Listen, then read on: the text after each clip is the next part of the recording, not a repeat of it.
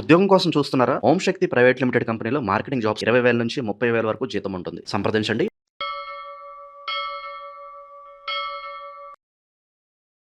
ప్రస్తుతం మనతో పాటు ప్రముఖ ఆధ్యాత్మికవేత్త, జ్యోతిష్య వాస్తు పండితులు బ్రహ్మశ్రీ ఉమామహేశ్వర సిద్ధాంతి గారు మనతో ఉన్నారు. గురువు గారితో మాట్లాడదాం. నమస్కారం గురుగారు. ఆయుష్మాన్ భవ. వృశ్చిక రాశి వాళ్ళకి జూలై నెల 2026 ఓవరాల్గా శుభ అశుభ ఫలితాలు ఏ విధంగా ఉంటాయి గురుగారు? వీళ్ళు ఎటువంటి జాగ్రత్తలు తీసుకుంటే బాగుంటున్నారు? సర్వమంగళ మాంగళ్యే శివే సర్వార్థ సాధకే శరణ్యే త్రయంబకీ దేవి నారాయణీ నమోస్తుతే. ఓం శ్రీ గురుభ్యో నమః. ఓం శ్రీ గం గణపతియే నమః. వృశ్చిక రాశి ఆధిపత్యాన్ని వహించిన వాడు కుజుడు, అంగారకుడు. మనం ముందుగానే చెప్పుకున్నాం, భూమాత పుత్రుడు లక్ష్మీనారాయణు భూమాతకు సంబంధించిన గ్రహము, శుభగ్రహము, దేవగ్రహము, యోగదాయకుడు, అనేక రకమైనటువంటి ఫలితములు ఇచ్చేవాడు. విద్య ఇస్తాడు, ఆరోగ్యం ఇస్తాడు, తదుపరి సిరి సంపదలకు మూలకారకుడు అవుతాడు. అలాగే కోపదారి అయినప్పుడు చాలా విధానాలు ఉంటాయి. అలాగే ఒక ఐఏఎస్ ఆఫీసరు, ఒక ఐపీఎస్ ఆఫీసరు, ఒక ఇంజనీరు, ఒక డాక్టరు, ఒక లాయరు, ఇవన్నిటికీ ఆధిపత్యాన్ని వహించింది కుజుడే. ఈ కుజుడు అంతటి శుభగ్రహం అయి ఉంటాడు. అయితే ముందుగా మనము వృశ్చిక రాశి గురించి మనం తెలుసుకునే ముందుగా గోచార ఫలితాన్ని మనం చెప్పుకుంటున్నాం. కాబట్టి గోచార ఫలితంలో గ్రహ సంపత్తి, తిథివార నక్షత్ర యోగ కరణాలు ఎలా ఉన్నాయన్నది తెలుసుకోవడం చాలా ముఖ్యం. తిథివార నక్షత్రం యోగం తెలుసుకోవాలంటే బహుళ ద్వితీయ బుధవారము, ఉత్తరాషాఢ నక్షత్రము, ఇంద్రకరణము, ఇంద్రయోగము, తైతిల కరణము. అలాగే గ్రహ సంపత్తిని చూస్తే కుజుడు ఉన్న స్థానము వృషభ రాశిలో ఉన్నాడు. వృషభ రాశి శత్రువే కుజునికి. అలాగే మిథున రాశిలో రవి ఉన్నాడు. అలాగే కర్కాటక రాశిలో బుధ, శుక్ర, గురులు సంచారం చేస్తున్నారు. సింహరాశి యందు కేతు సంచారం చేస్తున్నాడు. ధనస్సు రాశి యందు చంద్ర సంచారం జరుగుతుంది. అలాగే కుంభరాశి యందు రాహు సంచారం నడుస్తుంది. మీనరాశి యందు శని సంచారం నడుస్తుంది. అయితే కుజుడు, ఆధిపత్యాన్ని వహించిన కుజుడు రాజ్యస్థానములోని కేతువు ఉండి, కుజునికి రాజ్యస్థానం అంటే ఏ స్థానమైంది? లైఫ్ సెటిల్మెంట్ చేసే స్థానం అయింది. ఆ స్థానంలో కేతు ఉన్నాడు. కుజుడు పాదదృష్టితోటి కేతువుని చూస్తున్నాడు. దీని వలన కొన్ని ఇబ్బందులు ఉంటాయి, కొన్ని శుభాలు ఉంటాయి, అశుభాలు ఉంటాయి. అయితే ముందుగా మనం అశుభాలు ఎందుకు చెప్పుకోవడం, శుభాలు చెప్పుకుందాం. శుభంతో ప్రారంభిద్దాం. వృశ్చిక రాశి వారికి ఎలా ఉంది? కోపతాపములు ఎక్కువైనను కూడా ఉద్యోగ రంగంలో ఉన్న వారిని లక్కీగా సేవ్ అవుతుంటారు. ప్రతి దగ్గర కూడా అన్ని రంగాలలో ఉద్యోగము, వైద్యారంగము, లాయర్లు, అలాగే ఐపీఎస్, ఐఏఎస్ ఆఫీసర్సు, ఇటువంటి వారు, ఈ రంగాల్లో ఉన్నవారు, అలాగే ఐటీకి సంబంధించిన వారు, అలాగే సాఫ్ట్వేర్ ఇంజనీర్కి సంబంధించిన వారు, విదేశాలలో పనిచేయువారు కూడా ఈ వృశ్చిక రాశికి సంబంధించిన వారికి అత్యధికమైన లాభదాయకమైన ఫలితాలు పొందుతారు. మనసుకు సంతృప్తికరమైనటువంటి విధానాన్ని తెచ్చుకునే పరిస్థితి ఈ రాశి వారికి ఈ యొక్క మాసం యందు ఉంది. అధిక జ్యేష్ఠ మాసం పోయి నిజ జ్యేష్ఠ మాసంలో ఉన్నాం. రేపు పొద్దున 15వ తారీఖు వచ్చేసరికి శ్రావణ మాసం కూడా వచ్చేస్తుంది, ఆషాఢ మాసం కూడా ఎంటర్ అయిపోతుంది. ఈ ఆషాఢ మాసంతో జ్యేష్ఠ మాసం పూర్తవుతుంది. తర్వాత 15వ తారీఖు తర్వాత కొన్ని చిన్న మార్పులు, కొన్ని ఇబ్బందులు కలుగుతూ ఉంటాయి.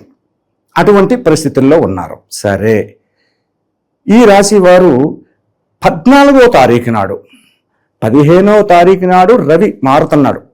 గోచారంలోని రవి సంచారం మారుతుంది. అలాగే గ్రహ సంచారాలు కొన్ని మార్పులు జరుగుతూ ఉన్నందువలన కుజునికి యొక్క విధానంలో వచ్చేది ఏంటంటే భూ విధానము కానీ గృహ విధానాన్ని కానీ సంప్రాప్తం చేసుకోవాలి. వృశ్చిక రాశి వారు జరుగుతుంది. ఈ 14వ తారీఖులోని ప్రయత్నం చేయాలి. ప్రయత్నం చేయకుండా నిమ్మక నీరెత్తినట్టు అలా కూర్చుని ఉంటే ఎలా వస్తుంది? రాదు. కాబట్టి ప్రయత్నం చేయాలి. ప్రయత్నం చేయండి. ఆ యొక్క ప్రయత్నాలు ఫలించి దైవానుగ్రహం యొక్క రాశి మీద ఉన్నది కాబట్టి అనుకూలవంతమైన ఫలితాల్ని ప్రాప్తించే యోగ్యత కలుగుతూ ఉంది. కాబట్టి ప్రయత్నం చేయాలి. కష్టే ఫలి. ప్రయత్నం చేయకుండా ఏది రాదు. నువ్వైనా నేనైనా ప్రయత్నం చేయాలి. అటువంటి ఫలితాన్ని పొందుతూ ఉన్నారు. విద్యార్థుల పరిస్థితులు అంటే ఉత్తీర్ణత అప్పుడు ఇప్పట్లో ఏ పరీక్షలు లేవు, ఎగ్జామ్స్ ఏమి ఉండవు, నీట్ పరీక్షలు రాశారు మొన్న, అది కూడా చాలామంది యోగదాయకంగా ఉండాలి అనే కోరుకుంటాం, అది వేరే సంగతి. అయితే విద్యార్థి రంగంలో ఉన్నవారు విద్యను అభ్యసించి పూర్తి చేసి ఉద్యోగ అన్వేషణలో ఉన్న వారికి ఉద్యోగ అవకాశాలు రావడానికి ఎక్కువ అవకాశం ఉంది. ఉద్యోగ అన్వేషణ చేయదు. అలాగే విదేశతత్వానికి వెళ్ళాలి అనుకున్న వారికి కూడా ఉపయోగకరమైన స్థితిగతులు పొందుతూ ఉన్నారు. అటువంటి పరిస్థితులు వీరికి ఈ యొక్క విద్యార్థులకి.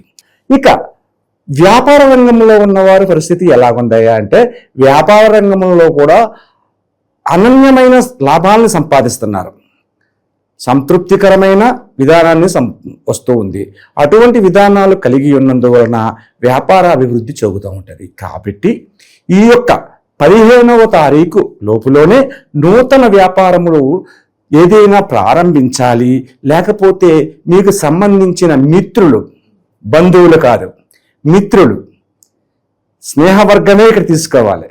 అందుకని స్నేహవర్గం తీసుకోమంటున్నానంటే, కుజుడు ఉన్న స్థానమునకు ధనస్థానము యందు రవి సంచారం ఉన్నారు.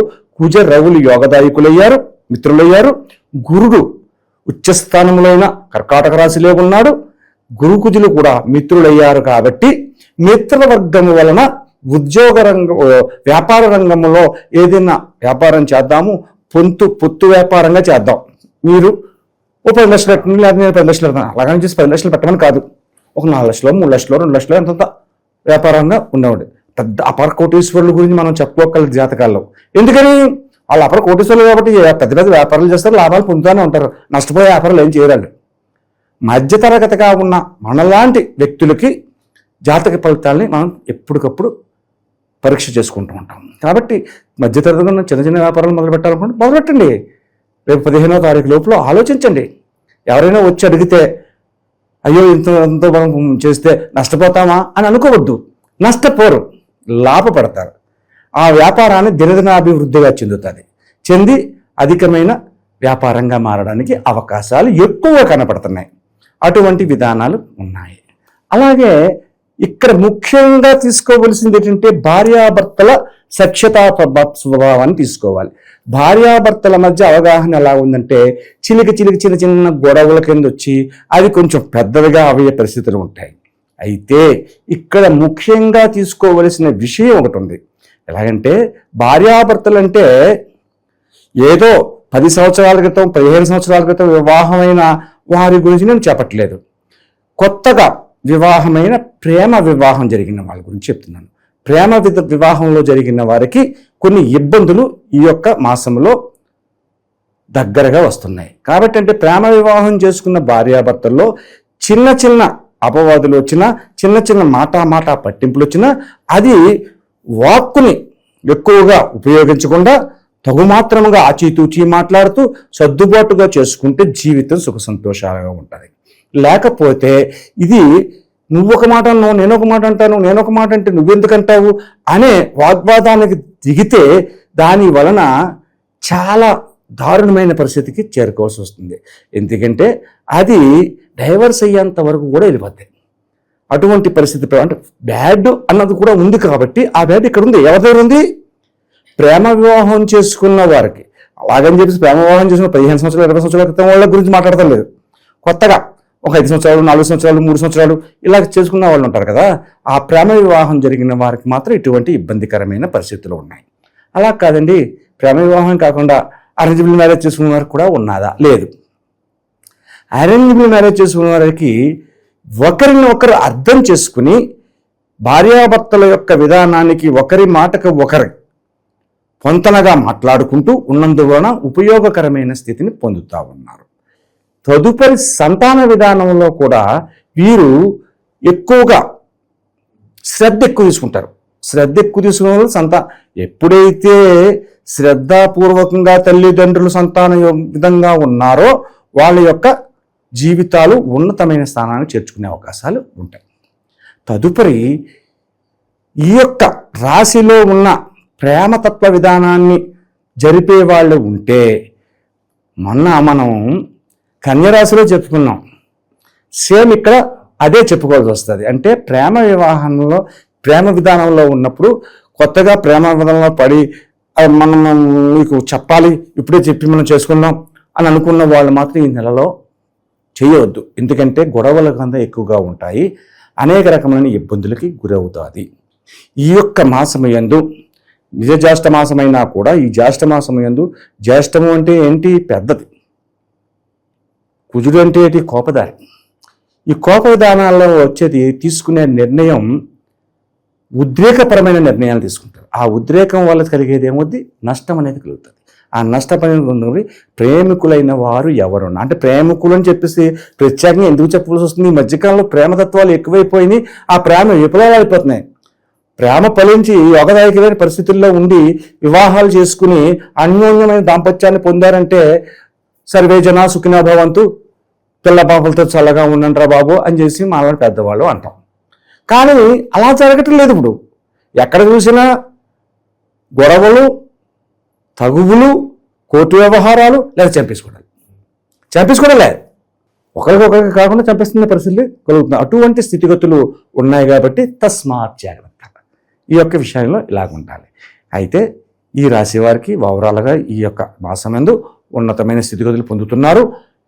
ఉద్యోగాలు, వ్యాపారాలు కూడా చేయడానికి అవకాశాలు ఉన్నాయి.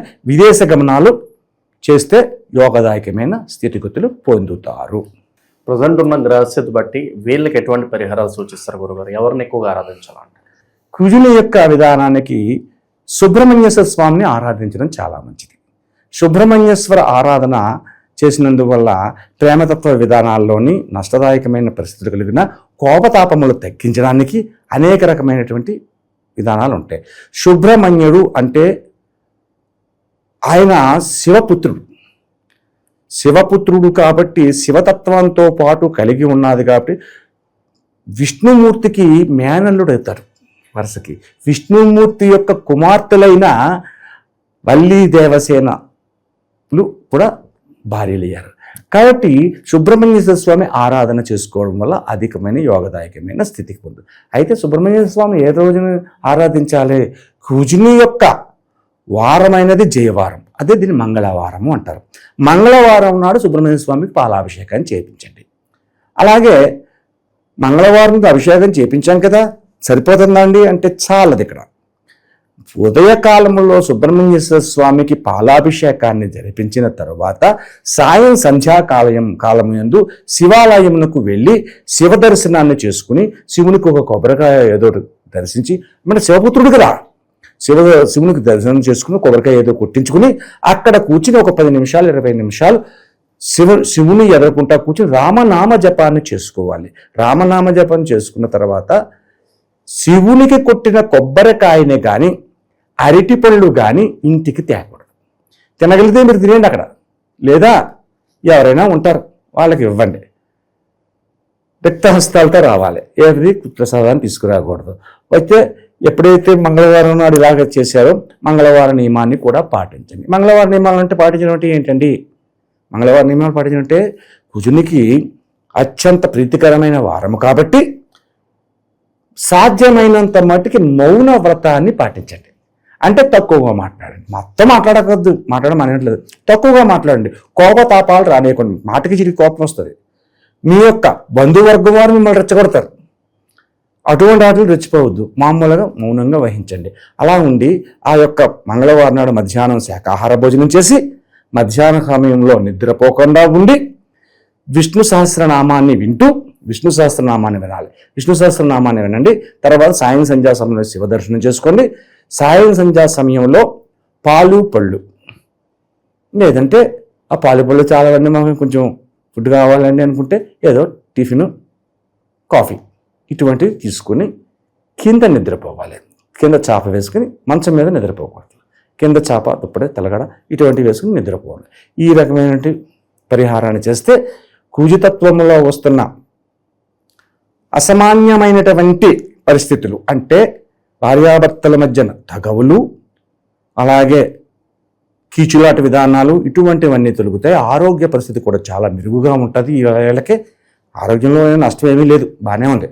ఇంకా బాగుగా ఉండే పరిస్థితులు పొందుతారు. కాబట్టి సుబ్రహ్మణ్య స్వామిని శివతత్వ విధానంలో దర్శనం చేసుకుని సుబ్రహ్మణ్య స్వామి పాలాభిషేకం చేయట అన్ని విధముల క్షేమదాయకం.